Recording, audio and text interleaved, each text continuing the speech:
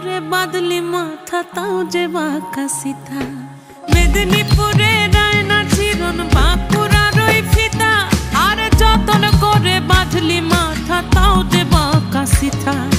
পেছ পাড়িয়া রাজ